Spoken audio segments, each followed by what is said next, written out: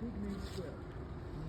This is where the opening ceremonies and the main ceremony of the National Holocaust Memorial Day, Yom HaShoah, take place with the Prime Minister and the President, and on the day of the Chief of Staff, blah, blah, blah, over here. Now, having said that, what you have in front of you here are these two sculptures. This is a replica. The original is in Warsaw and looks a little bit different from this. What you're seeing here is one of 4 sculptures done by Nathan Rapoport in Israel. And you may have seen some of them. I'll tell you what all 4 are. What have you seen? Scroll of The fire. scroll of fire, yes. So you saw Scroll of Fire. This is another one. At Kibbutz Yad Mordechai, there's another one of Mordechai Levitch.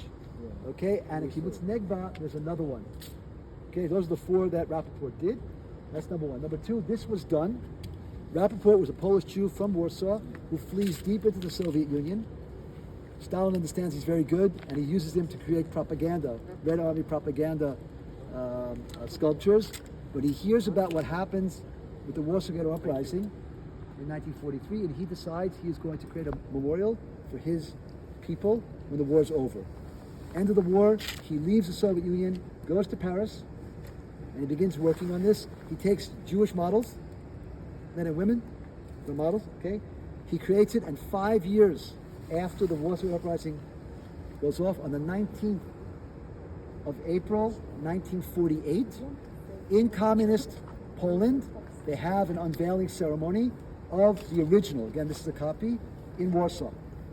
The original one is different in the following 2 ways. Number 1, if you take a look on the left-hand side and you see the lady there on top, upper left, with her arm raised above her head, in the original one, her breasts are exposed. And I'll explain to you why in a second. And here they're covered, and I'll explain them in a second as well. The second difference is it's one piece, not 2 pieces.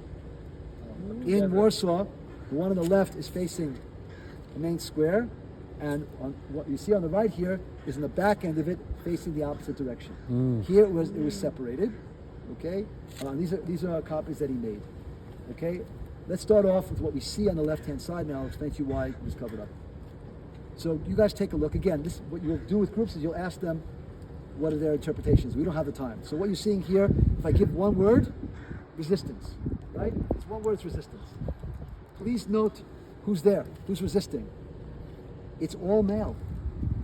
It's all male, mostly young men. Mostly young men. Okay? The lady there is not resisting. She's holding a child in one arm and has her head raised above her head, but she's not resisting.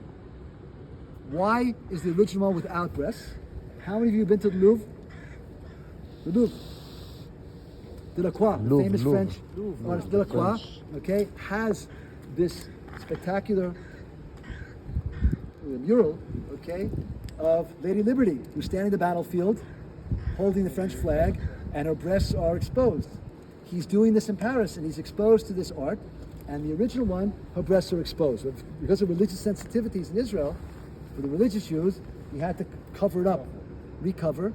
That's the first thing. We look to the right. Look at the first of all, look at the images you have here. You're seeing virtually no young men.